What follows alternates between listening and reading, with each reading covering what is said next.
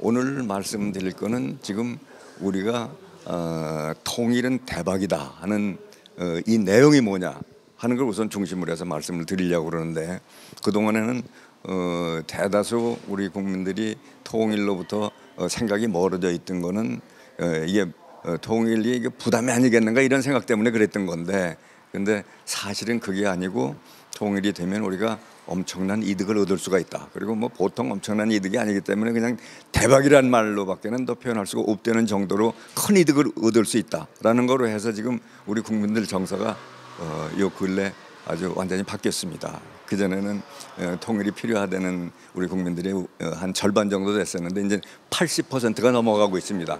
아주 획기적으로 변한 겁니다. 그러면 이러면 통일은 오는 겁니다.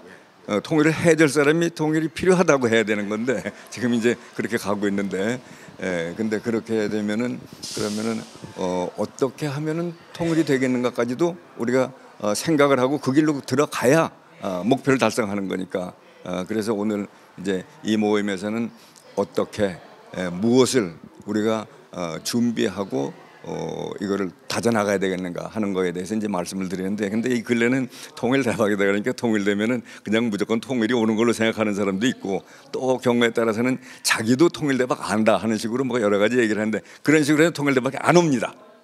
통일 대박이 올 수 있는 길은 이거는 아주 그 큰 길 그 하나밖에 없는 건데, 그걸 이제 우리가 모두 공감을 할 때, 같이 거기서 힘을 합할 때 그렇게 되는 건데, 그게 크게 봐서 4가지 조건이 충족이 될 때 되는 건데, 그걸 이제 이번 이 모임에서 상세하게 이제 말씀을 드리려고 그런 겁니다. 근데 그걸 전부가 같이 그 내용을 공유하고, 그리고 그 길로 해서 마음의 준비를 하고, 그러면서 그 과정에서 우리가 이렇게 크게 잘 될 수 있고 이런 길로 가면 되고, 북한 동포들도 결국 우리하고 같이 힘을 합하면 이렇게 아주 잘 된다. 남한 사람들이 북한 사람들을 이용해 먹으려는 게 아니고 같이 잘 살려고 그런다 하는 이 내용을 저 사람한테 전해줌으로 해서 이 마음이 같이 합쳐지게 될 때, 이때 이제 통일이 오는 거니까 그 길을 오늘 이제 상세하게 말씀드리게 되는 겁니다. 근데 이 핵 관계는 어떻게 생각하세요? 핵무기는 그냥 현실은 현실대로 봐야 된다 이런 생각을 합니다. 그러니까 핵무기를 가지고 그렇게 불장난하지 말아라. 우리 같은 동족끼리 그렇게 큰 거 가지고서 그렇게 하면 되겠느냐 이렇게 얘기는 할 수 있는데, 근데 그거가 끝날 때까지 우리가 모든 것을 다 중단시키고 이렇게 가만히 있는다고 하면은, 그러면 현실적으로는 저 정권은 그냥 그대로 유지가 되는 겁니다. 그러면 뭐냐면 사실 따지고 보면 현실적인 이적 행위밖에 안 되는 거거든요. 그러니까 그건 그거대로 해결하는 길을 찾아가면서, 한편으로는 통일로 가는 길을 절대로 멈추면 안 된다. 통일로 가는 길은 저쪽에 있는 주민들이 우리하고 마음이 합쳐질 때 통일이 되는 거니까 그 길을 우리가 계속 추구해야 된다 하는 그런 말씀을 오늘 드리는 겁니다. 네. 감사했습니다. 네. 저기 교수님 전함이 어떻게 되시죠? 네, 저는 신창민입니다. 창민 교수님. 예, 감사했습니다. 네, 감사합니다. 네. 네. 마수석 부회장님 감사합니다. 오늘 이렇게 임태랑 회장님 그리고 고명하신 이 LA 지역 평통 자문위원들을 모시고 통일에 대해서, 특히 통일 대박에 대해서 이렇게 말씀을 나눌 수 있는 기회를 주신 데 대해서 무한한 영광으로 생각합니다. 그 전에 TV에서 이제 대담을 하는데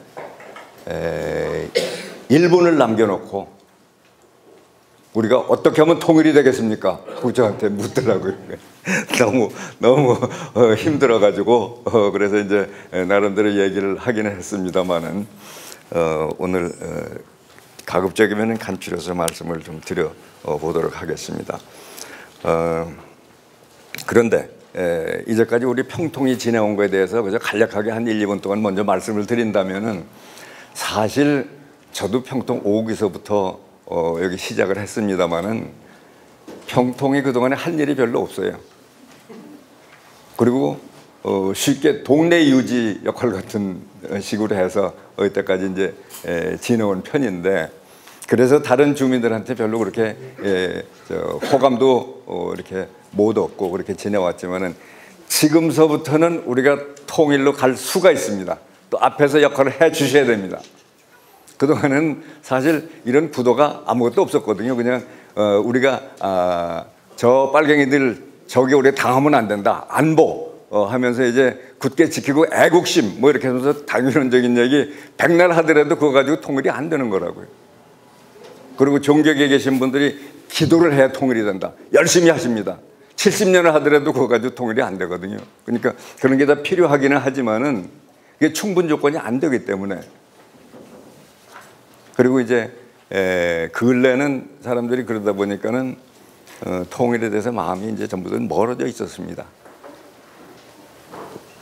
그래서 이걸 어떻게 하면은 이 길로 우리가 같이 갈 수 있겠는가. 그런데 우리가 지금 생활을 하는 데 있어서 국내고 국외고를 이렇게 하면서 많은 어려움 중에 근원을 따라 올라가게 되면 남북이 분단되어 있는 거기에 가서 닿는 경우가 참 많습니다. 그렇기 때문에 통일은 우리가 무슨 당위론적으로는 물론 해야 되겠지만 그거보다도 현실적인 차원에서 우리가 꼭 이거를 해결을 해야 된다 하는 이런 생각을 하게 됩니다. 그러면은 어떻게 하면 통일이 되겠는가 그런 거에 있어서 지금 통일이 되면 대박을 얻을 수 있다 이렇게 됐는데 그러면 그 대박의 내용이 뭔가를 우선 말씀을 드리고 그리고 우리가 통일을 하려면 과연 어떻게 하면 통일이 되겠는가 이렇게 거꾸로 제가 말씀드리겠습니다. 그러니까 보통 같으면 서론, 본론, 결론 이렇게 가는 거지만 이 시간이 제약이 되어 있기 때문에 중요한 것부터 먼저 얘기를 하지 않으면 나중에 가서 중요한 거가 다 빠져버리니까 먼저 중요한 것부터 이렇게 말씀드리고 그 안에 어떤 것들이 게재가 됐는가를 이렇게 말씀드리는 걸로 순서를 잡아보도록 하겠습니다. 그러면은 보통 이제 통일 대박이다 라고 했을 때 그런 말씀 이제 그동안에 여러 번 들으셨고 더군다나 이 민주평통에서는 이 자막에 큰 스크린에 언제든지 우리 모일 때는 대통령이 나오셔가지고 통일은 대박이라고 생각합니다. 이렇게 하는 거가 늘 이제 나오는데 그러면 통일 대박이 뭔가 이게 그냥 정치 구호인가 하면 그거 아닙니다. 이거는 그 내용이 있는 겁니다. 오늘 그 내용을 이제 같이 보시는 거죠. 그러면 그 구도대로 갔을 때 우리는 어떤 대박을 얻는가? 바로 여기 나오는 이 결과입니다. 이게 우리가 대략 여기 포인터는 없죠? 그냥 그냥 두세요. 제가 여기서 그냥 제가 말씀을 드리죠.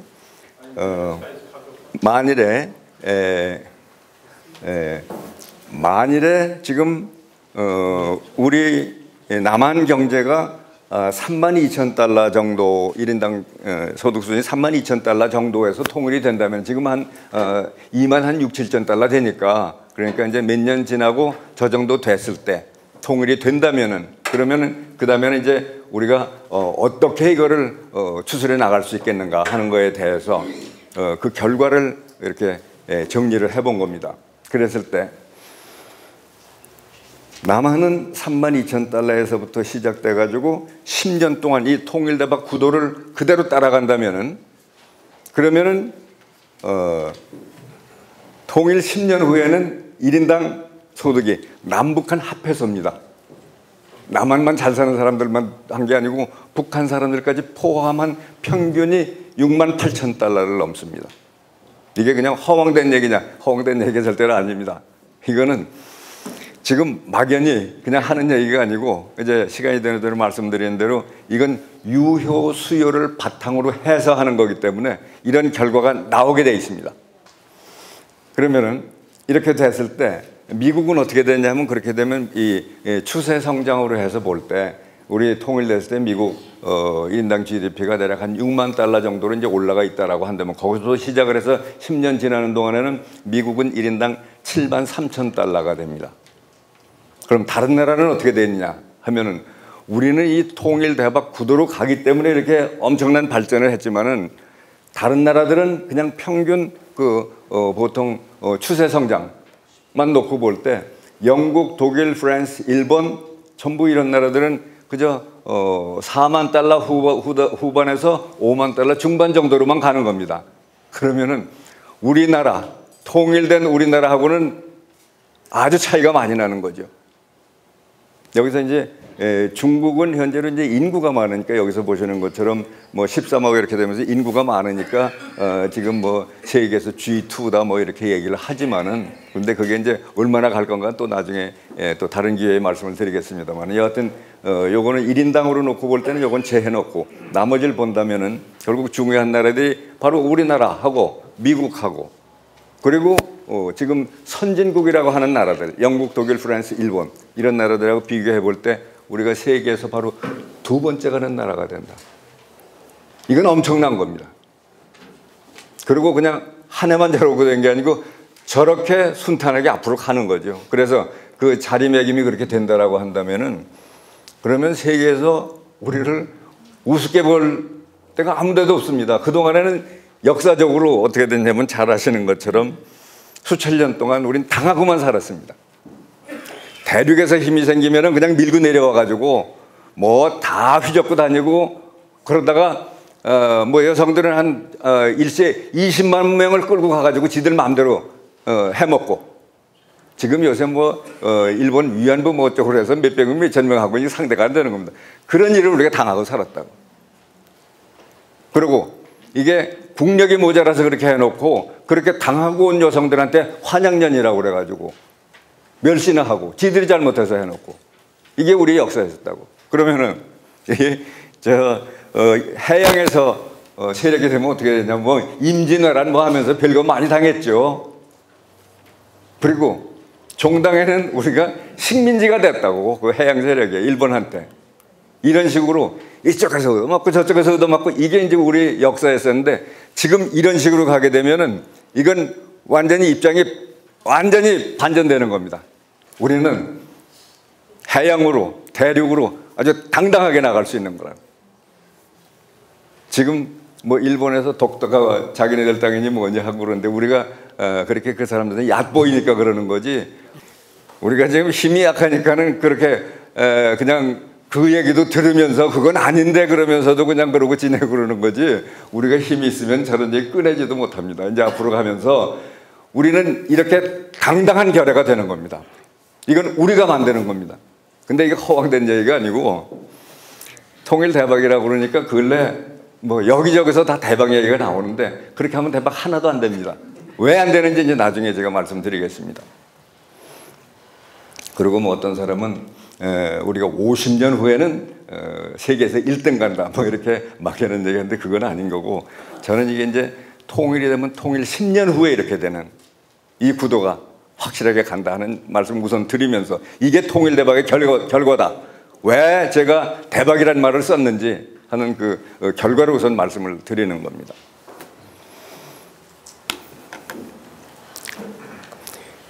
그러면은 저렇게 대박을 얻으려면은 통일이 돼야 되지 않겠어요? 근데 지금 보통 얘기하면 통일이 되겠어? 뭐 저기 북한이 저렇게 핵무기 가지고 있는데, 또 저 뒤에 중국이 버티고 있는데 통일이 되겠어? 그리고 이제 옆으로 슬슬 가는 이런 생각을 하는 분들이 많은데, 근데 통일은 우리가 만들어가는 겁니다. 절대로 오는 게 아닙니다. 근데 어떤 분들은 거룩하게 지금 통일이 오고 있다고 아주 이렇게 거룩하게 얘기하는데, 통일이 오는 게 아닙니다. 우리가 만들어내는 겁니다. 우리가 그 길을 찾아서 만들어내는 건데, 근데 지금 이 만들어내는 그 길이 여기 이제 나와 있는 겁니다. 그래서 이제 이거를 들으신 분들은, 어떤 분들은 이제 희망을 봤다 이렇게 말씀하시는 분도 있고, 또 어떤 분은 빛을 봤다 이렇게 말씀하시는 분이 있고, 그런데 한번 보세요. 이거는 그냥 지나가는 얘기가 아니고 이렇게 돼갈 수밖에 없는, 이걸 이제 우리가 만들어 가야 되겠다 하는 데 있어서 그런데 결과가 이렇게 된다라고 그러면 이렇게 통일을 만들어야 되는데, 그러면은 지금까지의 통일 방안으로는 통일이 안 옵니다. 생각해 보세요. 북쪽에서는 김일성 때서부터 통일 방안으로 뭘 가지고 있냐면 고려연방제를 가지고 있었습니다. 1960년대. 그때 이제 무슨 생각이냐 하면은, 김일성은 자기 생각에 남북을 그냥 하여튼간에 묶어놓기만 하면은 자기 체제로 다 만들어 버릴 수 있다. 이 자신감에서 이제 하여튼 뭐 어떤 형태로든지 역자 그런 뜻에서 이제 연방제 이렇게 해놨는데, 근데 그게 1970년대 초반까지만 하더라도 유효한 거였어요. 왜 그냥 북쪽이 더 잘 살았으니까. 그래서 박정희 대통령이 아이고 이거 자칫하면 당하겠다 싶어서 7.4 공동성명을 통해 가지고 북을 클린치한 겁니다. 그거를 박정희 대통령이 무슨 평화를 사랑하고 뭐 통일을 생각해서 그랬다고 생각하면 그건 아니에요. 당하게 생겼으니까 클린치한 거라고. 이제 그만큼 북쪽에서는 자신이 있었어요. 근데 이제 노태우 대통령 때 이렇게 오면서 저쪽에는 고려 연방제라는 게 있는데 우리는 뭐 내세울 게 없으니까 3단계 통일 방안, 그래서 내세운 거가 그냥 사실 탁당공론입니다. 그냥 해본 소리라고. 무슨 화해협력, 그 다음에 국가연합, 그리고 통일단계. 이게 무슨 통일 방안이에요? 생각을 해보세요. 저쪽하고 연합을 해가지고 뭐 되는 게 아니라고. 저 체제가, 그 체제는 그 체제대로 생리가 있는데 거기에서는 오직 그 김씨에서 그 제왕의 권리를 가지고 모든 것을 다스리는 이거밖에 다른 게 없는데 거기서 뭘 절충을 하고 뭘 하겠어요. 그런데 이제 우리가 그런 식으로 탁상공론 식으로 해서 이제 가면 안 되는 거고, 그러면은 어떻게 하면, 근데 근래까지 정권이 바뀌면서 뚜렷한 무슨 뭐가 없으니까 늘 조금씩 이제 말만 변형시켜 가지고 이렇게 하니까는 김정일이 뭐라고 그랬냐면 그 국가연합이라는 게 우리가 얘기하는 낮은 연방 단계다 뭐 그러니까 김대중 대통령 뭐 그것도 뭐 아니다라고 하기가 뭐 그러니까 그냥 그러고 왔다고요. 근데 낮은 연방 단계든 무슨 연방 단계든 그런 식으로 정치적인 연방은 백나라 되라도 그렇게 될 수도 없고 그거는 아무 소용없는 탁상공론입니다. 그러면은 어떻게 하면은 통일이 되겠는가? 바로 이게 이제 중요한 건데,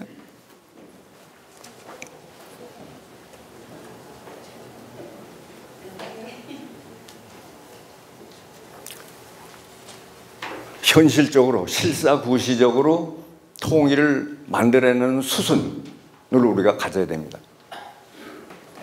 제일 첫째는 뭐냐 하면은 우리 남쪽에 있는 국민들하고 해외에 있는 동포 여러분들하고 이 통일 대박의 이 길이 우리가 통일을 이루고 그리고 우리가 번영된 세계로 갈 수 있다 하는 공감대를 형성하는 거가 제1단계입니다. 그러니까 막연히 뭐 우리에서 오는 통일, 우리의 염원 통일 그거 해가지고는 안 되는 거고, 현실적으로 이걸 이제 우리가 이해를 하고 공감을 해야 되는데, 그걸 바탕으로 해서 조금 전에 보셨죠? 우리가 통일 10년 후에는 이렇게 된다고 하는 거를, 그거를 그 배경을 이제 지금부터 우리가 다 따져보면서 확신을 가져야 됩니다. 그러면은 남쪽에서 우리가 통일을 하려면은 이 통일대박 구도로 가야 되고, 통일대박 구도를 가게 되면 저런 큰 이득을 얻을 수 있고, 근데 그동안에 통일을 우리가 멀리 이렇게 했던 이유는 크게 두 가지가 있습니다. 하나는 뭐냐 하면은 부담이 될까봐, 자기한테 세금이 많이 떨어질까봐, 세금 폭탄 맞을까봐, 이래서 이제 슬슬 옆으로 도망가는 거가 하나가 있었고, 또 하나는 남남 갈등이죠. 보수 진보 간의 갈등이었었다고. 근데 보수 세력만 가지고 통일이 안 됩니다. 그렇다고 해서 진보 세력만 가지고 통일이 안 돼요. 이게 전부 같이 힘을 합쳐야 그래야 되는 겁니다. 그리고 또 종교계에서도 기독교 그 틀만 가지고 통일이 안 됩니다. 그렇다고 해서 불교만 가지고 되느냐면 그것도 아닙니다.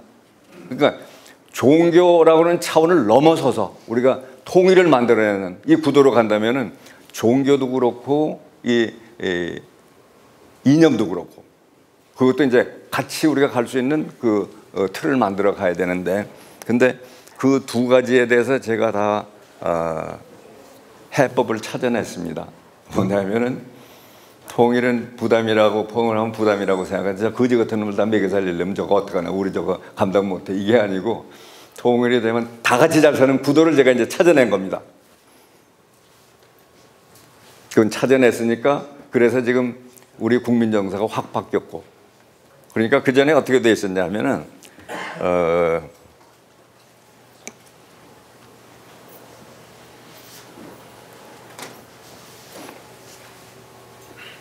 박근혜 대통령이 통일은 대박이라고 생각합니다 하고 기자회견 석상에서 얘기하기 전에 그 근처에는 어떻게 됐냐면 여기서 보시는 것처럼 지금 통일이 나에게 이익이 안 될 거라고 생각하는, 통일이 나에게 이익이 안 될 거라고 생각하는 사람들이 국민 전체의 66%가 넘었습니다.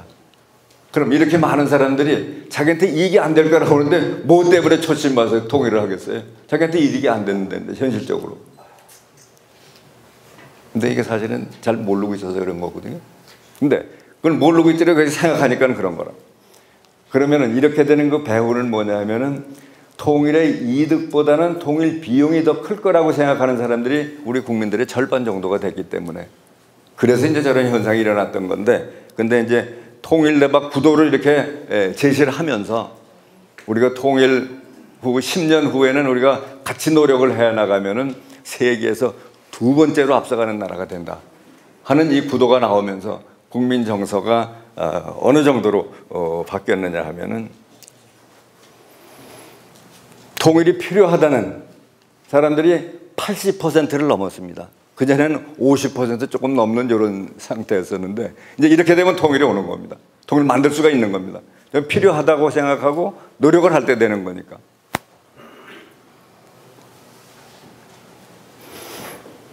그러면은 통일을 생각하면서 그동안에 걸림돌이 됐던 게 두 개가 있는데, 하나는 이렇게 해서 통일 대박의 구도를 우리가 찾아냈기 때문에 그거로 해서 이렇게 우리 국민 정서가 완전히 이렇게 아주 무슨 획기적인 이런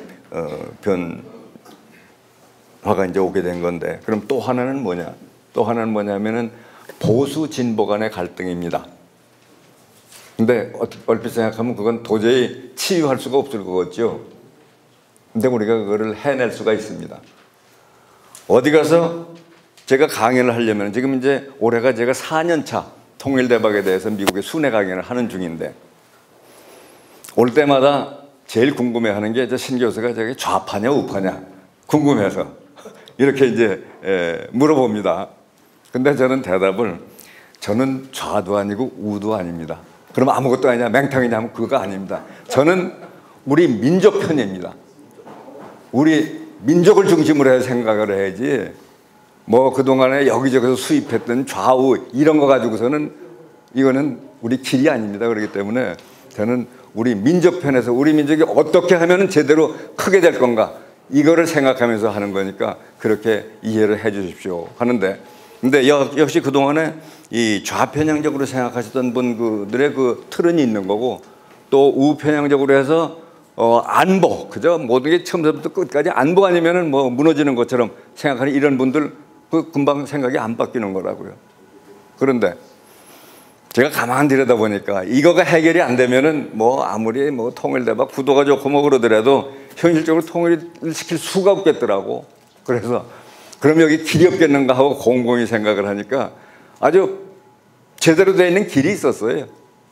뭐냐 하면은 이제 보수 쪽에서는 실제로 하고 있는 게 안보 중심입니다. 그래서 이제까지 평통에서도 한 게 맨날 뭐 안보가 어떻고 뭐 어쩌고 하는데 그거 가지고 통일 안 되는 거거든요.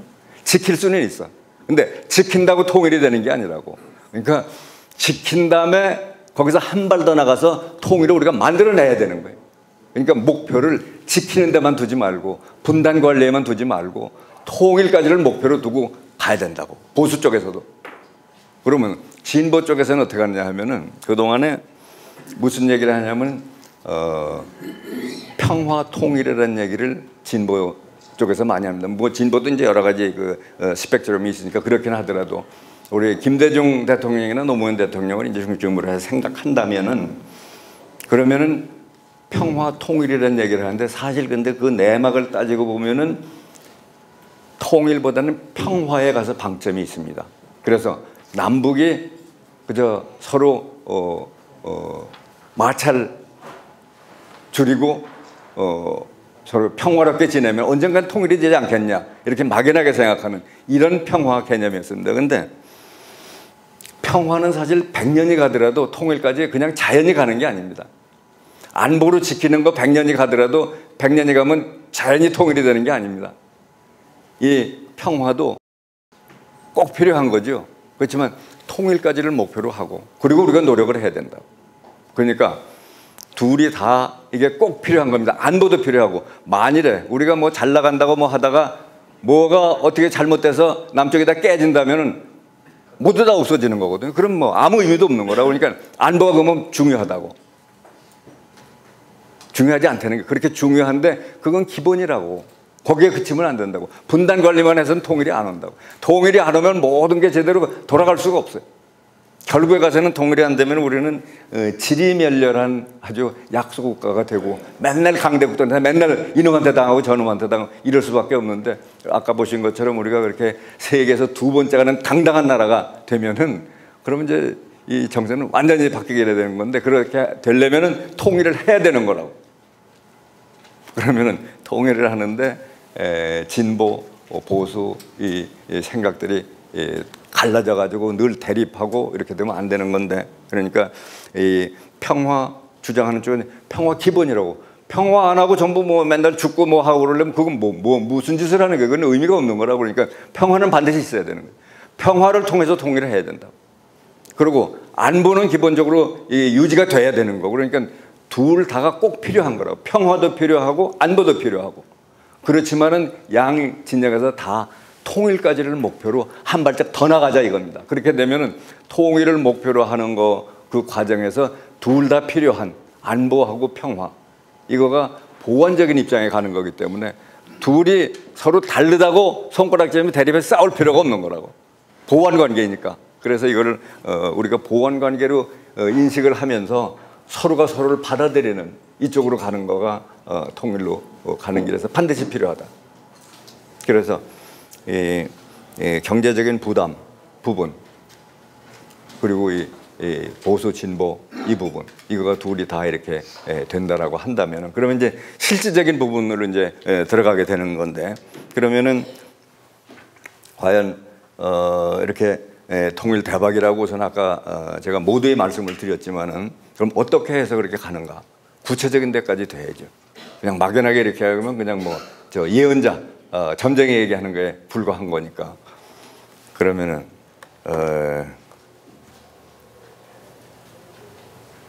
그 내용을 보자고요. 이게 크게 이득이 된다라고 한다면은 세상에 대가 없이 되는 건 없다고. 그러니까 대가가 필요한 거죠. 그걸 이제 쉽게 우리가 통일 비용 혹은 통일을 이뤄내기 위한 자금, 이렇다고 한다면 통일 비용 내지 자금이라고 하는 부분을 우선 우리가 큰 틀에서 봐야 되겠고, 그리고 또 하나는 그러면 얼만큼 큰 이득이 오겠는가, 요걸 이제 같이 대비를 해봐야 되는 거죠. 그래서 이 통일 비용은 사실 제가 민주평통에 5기에 그때 있었기 때문에 이 통일 비용이 제가 세계에서 처음 추산을 하게 됐습니다. 그때 이제 민주평통에서 제가 이제 경제통상부원관위원회 이제 간사를 하라고 해서 그걸 하고 있었는데, 이제 그때 당시에 이제 독일이 통일이 되면서 사람들이 비용이 얼마나 드나 여기에 이제 관심들이 많으니까 그걸 이제 발표를 시키라고 그러더라고요. 그래서 이제 제가 KDI에 부탁을 했어요. 그랬더니 발표 못한대. 왜 그러냐 그랬더니 노태우 대통령이 입 꽉 다물고 있으라고, 그래서 못한다. 그러니까 노태우 대통령이 통일비용이 얼만큼 든다고 보고를 하니까는 깜짝 놀래가지고, 그런 얘기하면 국민들이 다 통일 생각 안 할 테니까 아무 소리 말고 있어라, 이렇게 엄명을 내렸다고 그러더라고요. 그래서 그때 송하나 사무총장이 신 교수가 그 추산해서 하지 왜 그러냐. 아닌 게 아니라 제가 요새 그게 하고 있는 중입니다. 그러고 이제 이 추산해서 나온 거가 그게 통일병이 이제 처음 나온 건데, 근데 그렇게 하면서 사실 제 결론은 뭐였었냐면은, 통일병이 이렇게 들기는 하지만은 그래도 우리가 감당해낼 수 있다. 그래서 계속해서 우리 분단 비용을 치러 가는 것보다는 이렇게 한시적인 통일 비용을 치르고 통일을 하는 게 낫다라는 결론으로 그 보고서를 쓴 겁니다. 그런데 이 언론에 있는 분들이 좀 게을르거든요. 그 긴 거 다 읽질 않는다고. 그리고 앞에 나온 통일 비용이 액수로 얼마다. 이것만 내세워서 일면 톱에다가 나오니까 하나님이 아이고 우리 이래가 뭐 통일 이거 생각할 수가 없다. 이제 이런 식으로 가게 됐던 겁니다. 이제 그때 상황이 이제 통일이 그런 식으로 돼서 그게 이제 쭉 지나오면서 그러면서 그게 아주 한동안 1990년대만 아니고 2000년대 들어오면서도 그러고 이제 계속 그랬다고. 그러니까 최근까지 그랬는데 그래서 제가 가만 생각하니까는 이게 부담반된다라고 하는 게 아니고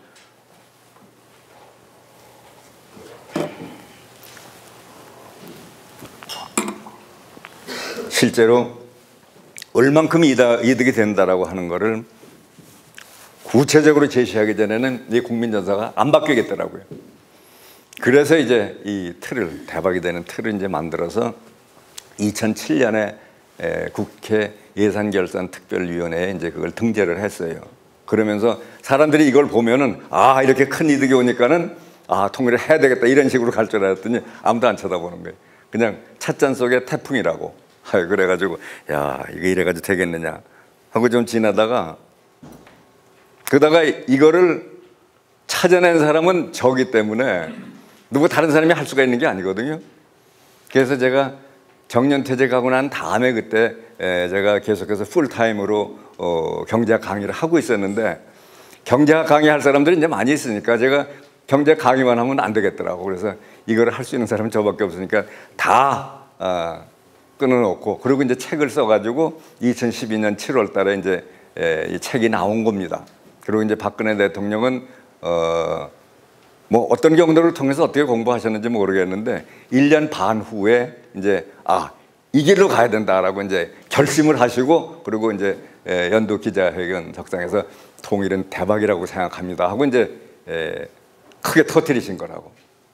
그러니까 이제 그 한마디로 해서 우리 국민들이 이게 통일은 부담만 되는 게 아니라 정말 이런 게 있는가 보다 했는데는 뭐냐면은 박근혜 대통령은 정치가지 그분이 경제 전문가가 아니거든요. 그러니까 이렇게 뒤에서 확실한 그 바탕을 이제 제시하지 않으면은 우리 국민들이 그걸 다 납득을 할 수가 없는 거고 그리고 박근혜 대통령이 이제 만일 그게 정치 구호로만 머문다면은 박근혜 대통령이 이제 1년 반 후에는 이제 퇴임을 하시면은 자연히 이 통일대박 이 구도는 자연히 없어지면 그건 큰일 납니다.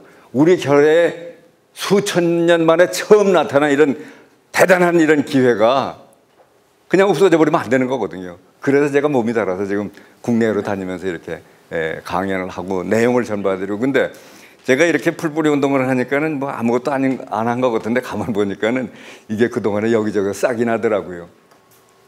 이제 TV 같은 걸 보면은 제가 그 전에 얘기했던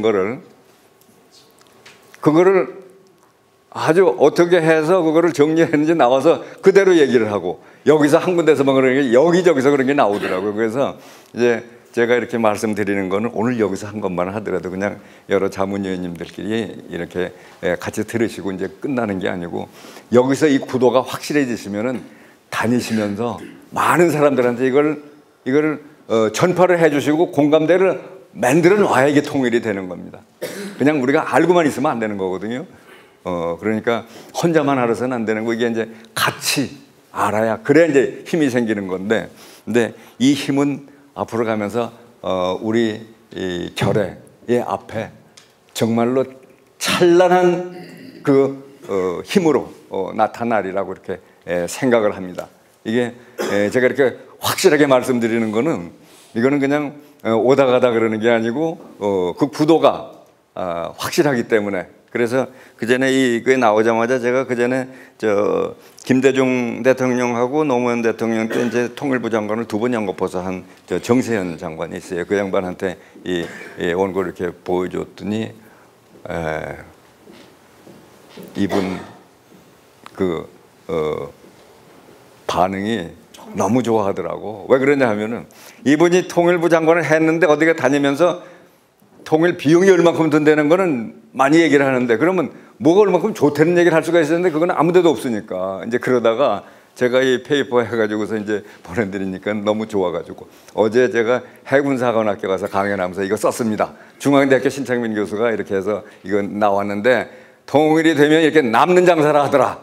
이렇게 이제 그걸 번역을 해가지고 근데 저는 이제 그때 남는 장사는 얘기는 안 했어요. 왜냐면 그래도 명색이 대학 교수인데 뭐 장사 남는 장사 이건 좀 그렇거든요. 그래서 그런 표현은 안 했는데 이제 정세현 장관은 이제 정치 쪽에 계신 분이니까 조금 더 확실하게 국민들한테 그걸 주입시키기 위해서 남는 장사다 이렇게 해서 이제 시작을 했는데 그거 역시 찻잔 속에 태풍으로 끝나더라고요. 그냥 그러다가 말아. 그래서 안 되겠다. 그러면 내가 책을 써야 되겠다. 그래서 이제 책을 쓴 거가 2012년.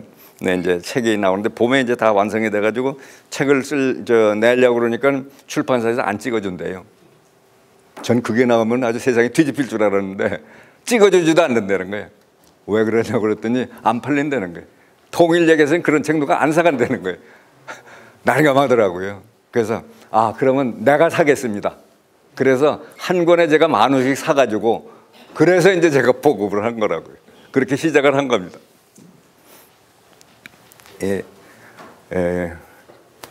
그래서 이제 그만큼 이득이 된다라고 하는 이득이 보통 이득이 아니고 엄청난 이득이 된다는 이거가 이제 같이 공감이 되면서 박근혜 대통령이 이제 그거를 크게 언급을 하시면서 이렇게 국민 정서가 바뀌어졌는데 근데 거기서 박근혜 대통령이 그때 말씀하시면서 아주 중요한 메시지가 거기 들어가 있었는데 뭐냐 하면은 언론에서 어떻게 박근혜 대통령의 그 발표를 해석하느냐 하면은 통일은 북한 주민의 손을 따라서 온다 이렇게 언론에 이게 나오더라고요. 그러면 그게 사실은 포인트입니다. 북한 주민들의 생각이 우리한테 올 때 그때 이제 통일은 되는 거니까.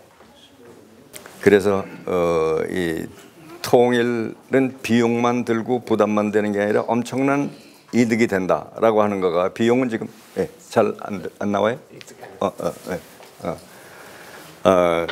그러면은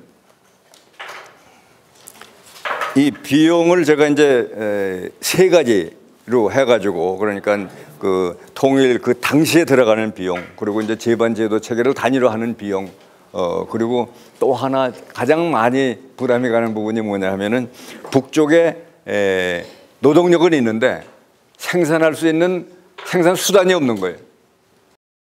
지금 뭐 황무지나 마찬가지 형태니까 그러니까 거기에 실물 자본이 감사합니다.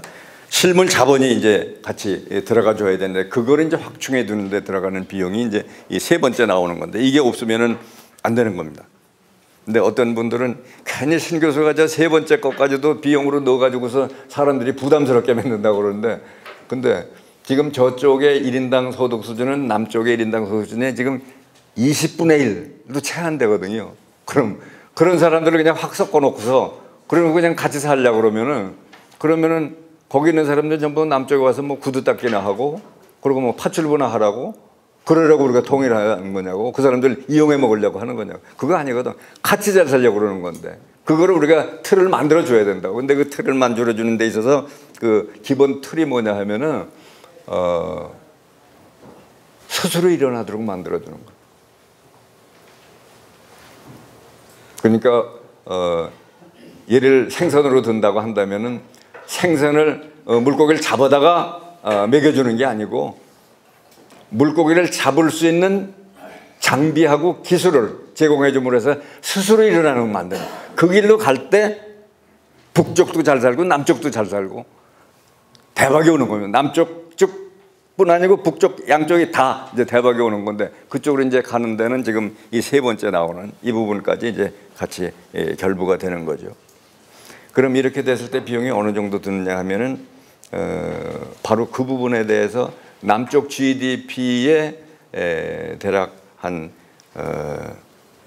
6.4% 정도 매년 그래서 한 10년 동안 이게 소요가 되는데 여기에다가 이 위기관리 비용하고 재반 제도 체계 단일화 비용까지 전부 합하면서 필요한 부분 이 중복되는 부분 이렇게 정리를 하면은 대략 한 7% 정도가 통일 비용으로 필요한 겁니다. 그런데 그러면 통일 비용이 이렇게 필요하면은 그러면은 전 국민한테서 자기 총소득의 7%를 전부 세금으로 뜯어가야 되느냐 하면 그게 아니고 세금은 1% 선에서 될 수 있도록 우리가 만들 수 있습니다.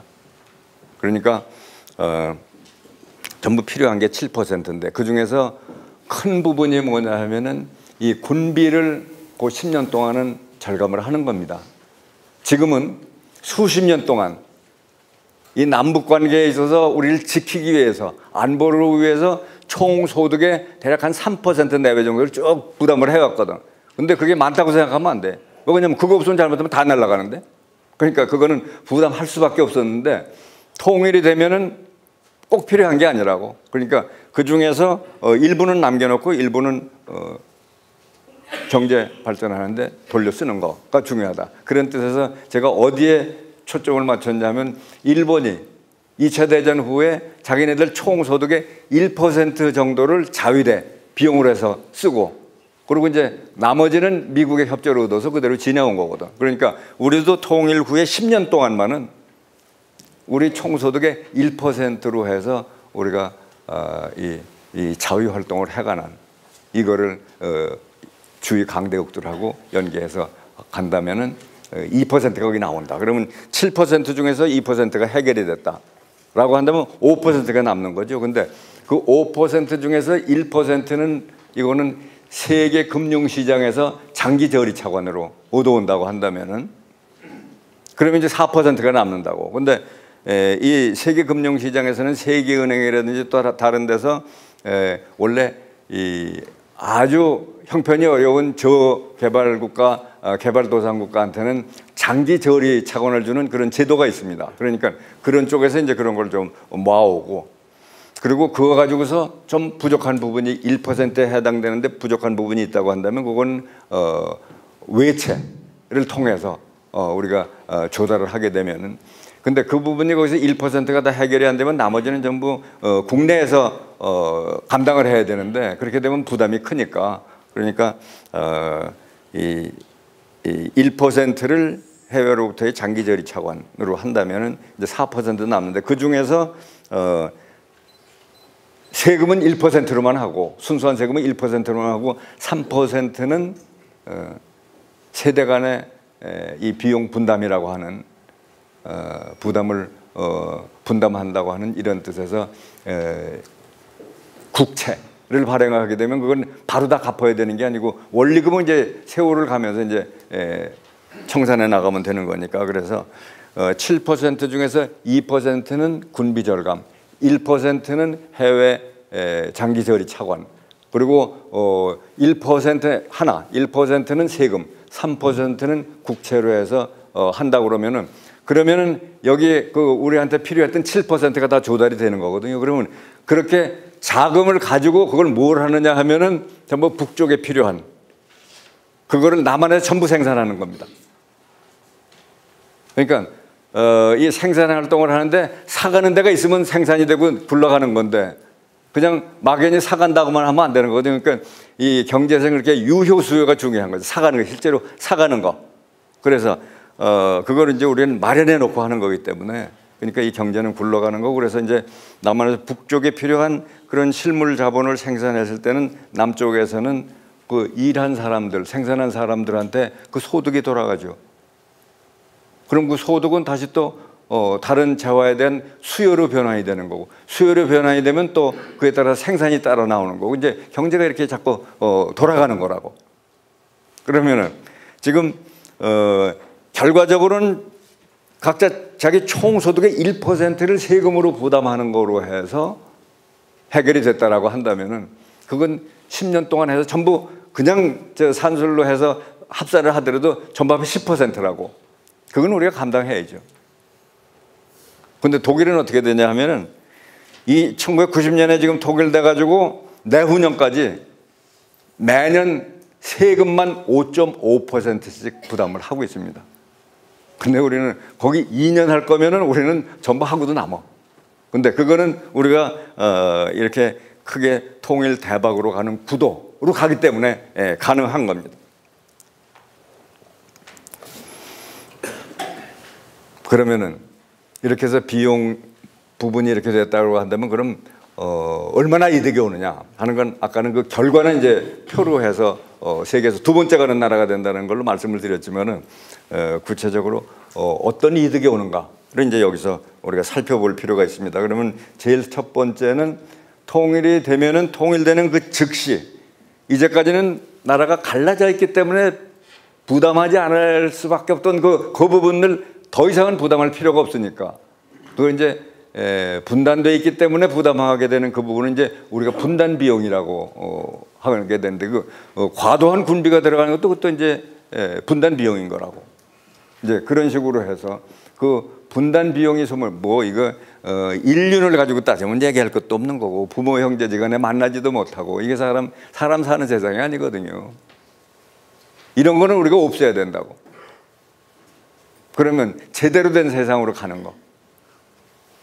그거 자체가 그전에 안 됐던 거니까 다시 돌아오는 그만큼의 이득이 있는 이 분단 비용 소멸되는 이 부분만 하더라도 사실은 통일을 안 하는 것보다는 해야 된다는 생각을 해야 되는데 그런데 이제 통일 대박은 바로 두 번째 나오는 이겁니다. 그 통일되고 그 후에 10년 기간 동안에 저쪽 북쪽의 경제를 올리는 상승시키는 그 과정에서 저기만 상승되는 게 아니라 남한 쪽도 엄청나게 돌아가는 그래서 대박이 나오는 이게 이제 가운데 오는 요 부분이 이제 대박의 이제 진수가 되는 거고 그리고 그러면은 이 10년 기간이 지나고 나면은 그러면은 이 경제가 멈추는 거냐 하면은 경제라는 게 그 흐름이 있잖아요. 그러니까 그 다음에도 계속해서 이제 지속적인 경제 발전은 오는 거라고요. 근데 이제 여기서 우리가 초점을 맞춰서 볼 부분이 바로 요 통으로 10년 기간 동안에 아까 말씀드린 대로 세계에서 두 번째 가는 1인당 소득 두 번째 가는 이 나라를 만들어가는 이 과정에서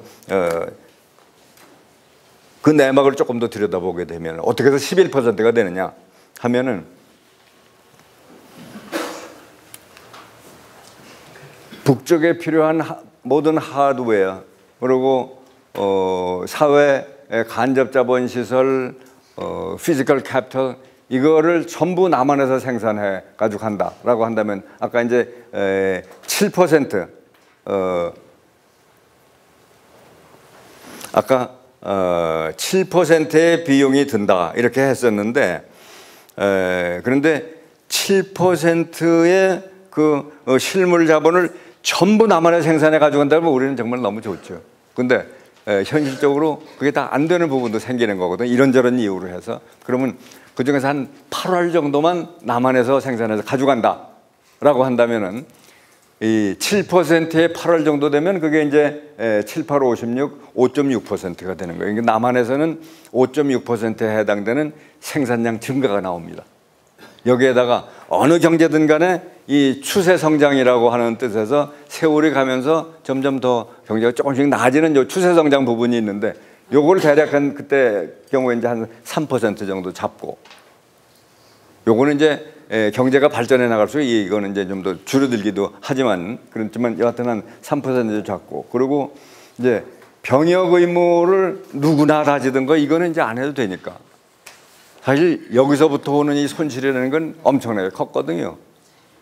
누구니 다 군대 가서 한참 뭐 할 나이에 저도 이제 군대 이제 쫄병으로 갔습니다만은 대학을 졸업하고 쫄병으로 갔는데 그래도 명색은 그래도 서울복대를 나왔다는 친구가 군대에 마칠 때쯤 되니까 신문 보기가 버겁더라고요.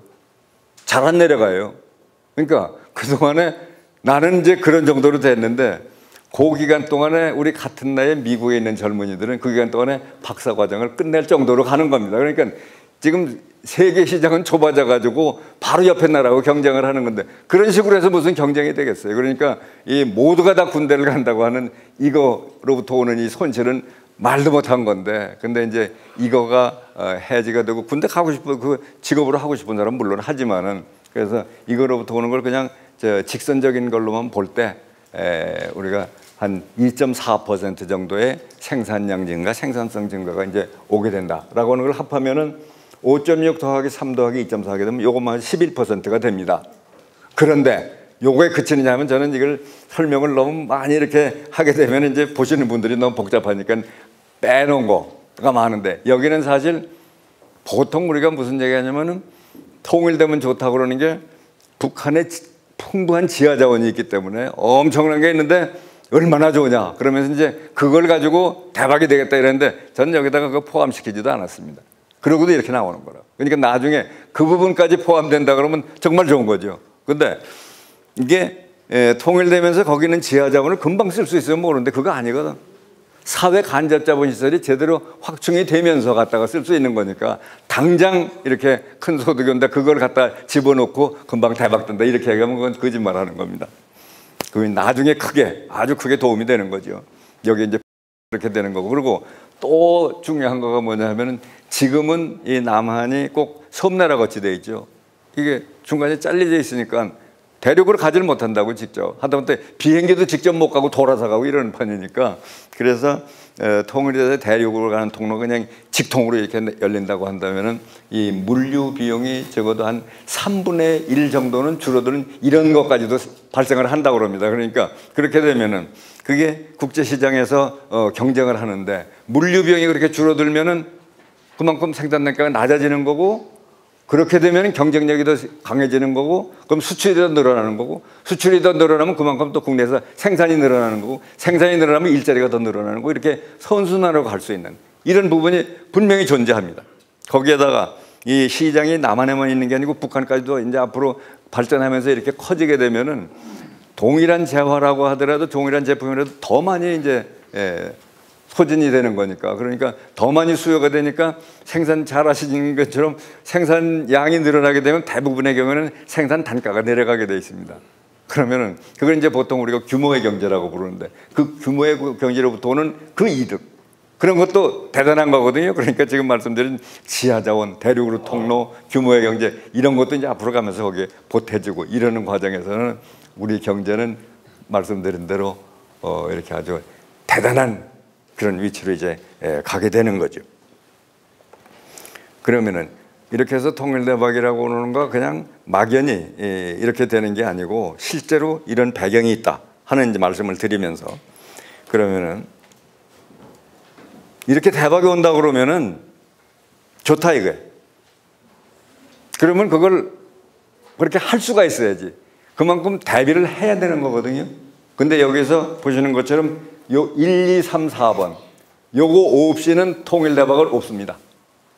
근데 지금 제가 그 조그만 소책자에서도 간단하게 이제 언급을 했습니다만은 각 처에서 얘기하는 통일대박 얘기하는데 이 1, 2, 3, 4번을 거론하면서 하는 데가 아무 데도 없어요. 그러면 그거 다 그 사람들 얘기하는 건 다 꽝이라는 얘기입니다. 그렇게까지는 통일대박이 올 수가 없어요. 이 네 가지가 반드시 보장이 될 때 통일대박이 오는 겁니다. 그렇기 때문에 저걸 우리가 평소에 마음속에 가지고 있는 거 이게 바로 통일대박으로 가는 길입니다. 미리 뭘 해서 준비를 한다? 그거 다 필요 없어요. 이렇게 전부 같이 생각하고 있다가 통일이 되기만 하면 이 체제로 바로 들어갈 수 있도록 이렇게 되면 이제 큰 이득이 오게 되는 건데 제일 먼저 이 네 가지 중에서도 특히 중요한 거가 이 1번하고 2번입니다. 1번 저거는 우리가 잘 봤잖아요. 독일에서 통일되고 난 다음에 확 섞어버렸죠. 그러면서 동독에 있는 사람들 잘해준다고 하다가 오히려 거꾸로 동독의 공장들 다 망하게 만들어놨다고. 그러니까 동독에 있는 사람들 다 먹여 살려야 되니까 허독 사람들 입장에서 아주 죽겠는 거라. 그러니까 통일 비용이라고 그러는 게 그냥 바로 배로 뛰어버린 거라고.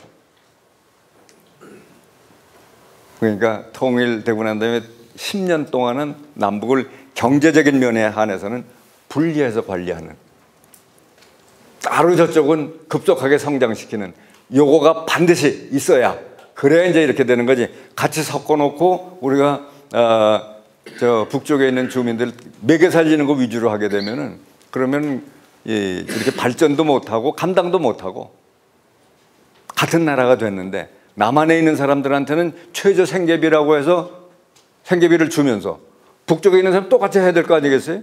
그럼 지금 북쪽에 있는 사람은 거의 다 구호 대상이라고. 지금 소득이 1년에 $1,000도 뭐 될까 말까 하는 그런 정도인데 그거 가지고서는 이게 우리가 이걸 어떻게 해나갈 수조차도 없는 거라고. 그러니까 그렇게 하면은 감당을 못한다 하는 그런 측면뿐 아니고 우리가 이걸 제대로 해서 이 길로 나가면은 남이나 북이나 각각 엄청나게 발전할 수 있다 하는 이제 파지티브한 면을 보게 되면 요 첫 번째 거는 빠지면 그러면 우리는 통일을 제대로 마무리 지을 수도 없어요. 그러면은 지금 저 조그만 책자에는 저런 걸 이제 구체적으로 이렇게 얘기를 했습니다만은 이건 이제 간략하게 한 거니까 그러면은 저렇게 되면 이제 반론이 나옵니다. 저게 과연 가능하겠는가? 그런데 그렇게 이것뿐 아니고 그런 상세한 그런 부분은 저 큰 책, 저 통일은 대박이다 하는 거기에 이제 상세하게 돼 있으니까 이거 가지고서는 좀 이 틀을 잡고 사람들한테 설득하고 하기엔 좀 부족하다 하면은 저 크게 되어 있는 저 책의 그 내용을 가지고서 이제 보시면 되겠습니다. 그리고 요 두 번째, 사실은 요 두 번째가 통일대박의 비밀입니다. 이게 빠지면 통일대박 없어요. 아까 말씀드린 대로 통일이 되면은 북측에 필요한 모든 하드웨어를 전부 남한에 생산해서 가져간다 라고 하는 데서 이런 거가 나오는데 남한에 전부 생산하는 과정에서 이렇게 큰 이득이 나오는 겁니다. 제가 뭘 하다가 저기 와서 딱 닿냐 하면은 처음에는 잘 안 보이더라고요. 근데 한참 북일을 하다 보니까 뭐에 생각이 딱 닿느냐 하면은 6.25 전쟁 때 그 상황이 와서 딱 닿더라고요. 일본이 2차 대전에 확 망했잖아요. 아주 폐허가 됐는데 그러다가 한국에 전쟁 났다고 그러니까 살았다고 그랬다고요. 그 사람들 전부 전쟁 물자 되느라고. 거기서부터 일본이 일어서기 시작한 거라고. 근데 우리가 통일이 돼서 북쪽에 필요한 모든 걸 다 남한에 생산해 가져간다. 그까짓 그 유도 아니라고. 그거는. 우리는 엄청난 이 경제 성장 발전하는 바로 거기 와서 닿더라고. 그러니까 그걸 제가 이름을 붙여서 Buy Korean Product Policy라고 이렇게 붙였는데 모든 하드웨어, 피지컬 캐피탈을 전부 남한에 생산해서 가져가는 요 부분. 요거가 이제 통일대박의 그 아주 알짜 비밀이 되는 겁니다. 요걸 꼭 해야 됩니다. 요걸 다른 사람하고 나눠 먹으면 안 돼. 그래서 제가 이 통일대박의 이 책을 영문본을 만들면서 각국에 있는 그 지도층에서 우리가 뭘 한다고 하는 걸 이해를 해야 통일이 됐을 때 같이 협력이 되는 거니까 그래서 이제 했는데 그때 운이 좋게 이게 바로 오바마 대통령 손에까지 들어갔습니다. 마이크 혼다 의원의 손을 통해 가지고 직접 들어갔어요.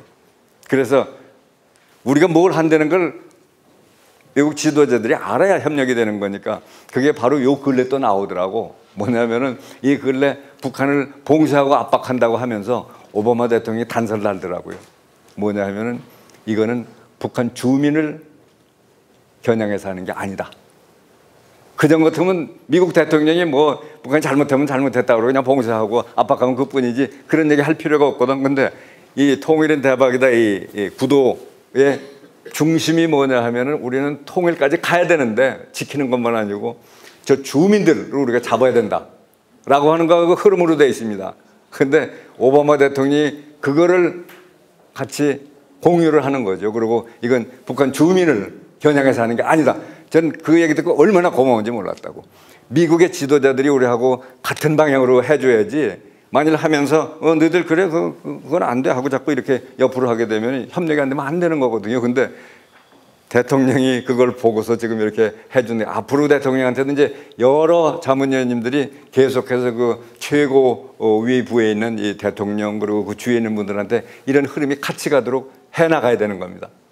그래서 그 중에서 그렇게 하면서 제가 겨냥했던 거는 바로 이 Buy Korean Product Policy 요거를 미국의 그 상류층에 있는 사람들이 이해를 해주고 우리가 저 10년 동안 우리가 뭐 하는 동안만 좀 봐달라 이게 원조해 달라는 얘기가 아니고 우리가 하는 걸 지켜도 봐달라 하는 걸 이제 그런 뜻에서 해놓은 건데 그게 마침 대통령한테까지도 들어가고 이제 이게 이제 우리가 해나가는 일이고 우리 평통 자문위원님들이 그렇게 하나하나 자기 위치에서 하는 겁니다. 이렇게 하면서 이제까지는 정부에서 뭐 하는 걸 그냥 이렇게 받아서 이렇게 하는 것만 했는데 그것만 가지고는 우리 역할이 다 안 되는 거예요. 그러니까 이렇게 해서 우리 이 큰 틀이 같이 만들어지도록 하는 거 한편으로 그렇게 하면서 또 한편으로는 우리가 앞으로 이런 식으로 나가면서 대통령께서도 이 길로 나가줘야 됩니다 하고 그렇게 건의를 제대로 하는 이 역할을 할 때 우리 민주평통은 제 기능을 찾게 되는 그렇게 되는 겁니다. 이때까지는 사실 그냥 좀 유지들 만나서 그냥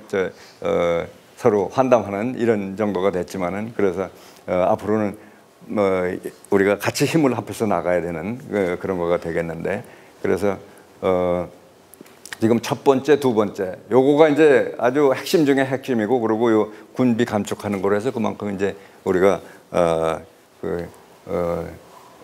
이 통일 비용을 충당해 나가는데 할 수 있고 그리고 요 마지막 요거는 요게 독일에서 실패했던 부분 그러니까 독일은 워낙에 원리 원칙을 대단히 중시하는 그런 나라이기 때문에 통일이 되자마자 이 토지 이런 부동산 이거는 원소유주한테 그냥 다 돌려줘야 된다. 실물로 돌려줘야 된다라고 했다가 졸지에 220만 건의 소송이 걸린 겁니다. 그러니까 이 나라가 분단될 때 있던 사람이 통일될 때도 같이 있으면 그냥 임자가 가져가면 그 뿐이라고. 근데 이 양반들 다 별세하고 아들 손자매 누리 내려가면서 다 재산 분할을 해야 되는데 그러니까 이건 소송을 통해서 하는 수밖에 없거든. 그게 졸지에 220만 건이 걸렸대요.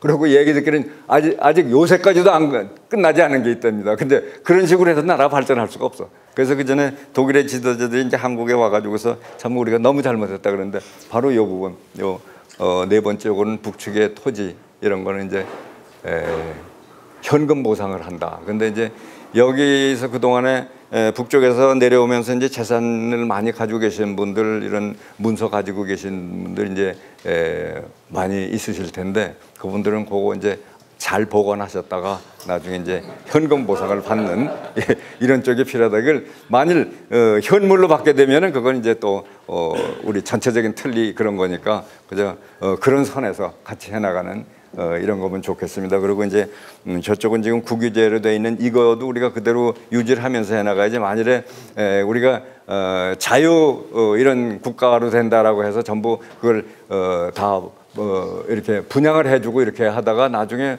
사회적으로 필요한 부분 철도 도로 뭐 이거 하면서 다 새로 사들이려면 그 엄청난 천문학적인 숫자가 필요한 건데 그거 우리 감당 못하는 거라고. 그러니까 이거는 그대로 가게 되고 오히려 아주 장기적인 차원에서는 우리가 이 투기를 방지한다고 하는 뜻에서 요 하나에 한해서는 이 제도를 한 7, 80년의 기간을 두고 북쪽에 국유제 쪽으로 가면서 이 토지 공영제 쪽으로 가는 거가 우리 경제를 세계에서 모범이 되는 이런 경제로 만들어 갈 수 있다. 이렇게 말씀을 드릴 수가 있겠습니다. 그런데 지금은 이제 요거는 우리가 좀 앞으로 좀 유보를 하면서 그런 방향으로 가야 되겠다 하는 이제 그런 말씀을 드리겠습니다. 요거 너무 급하게 이렇게 앞당기면은 그러니까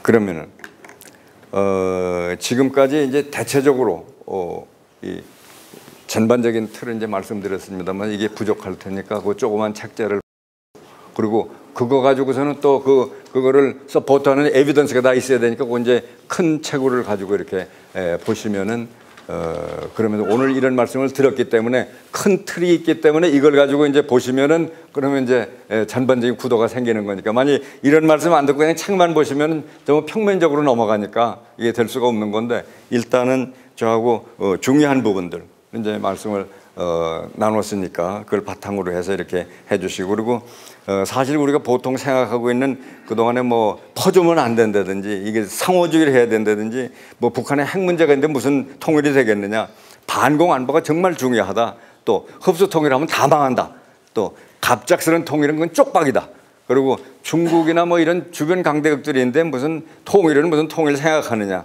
또 북한 인권이 지금 저렇게 되고 있는데 우리가 그걸 그냥 두면 되겠느냐 뭐 탈북인들을 통한 그 성과를 통해서 미리언 통일이기 때문에 뭘 해야 된다. 그리고 신뢰 프로세스를 가져야 된다. 이런 여러 얘기가 있는데 근데 이거는 그 알맹이 내막이었던가 하는 거는 책에 제가 간략하게 조그만 책에 이제 해놨고 그리고 좀 자세하게는 저 큰 책에 있으니까 그거를 참조를 해주시면은 감사하겠습니다.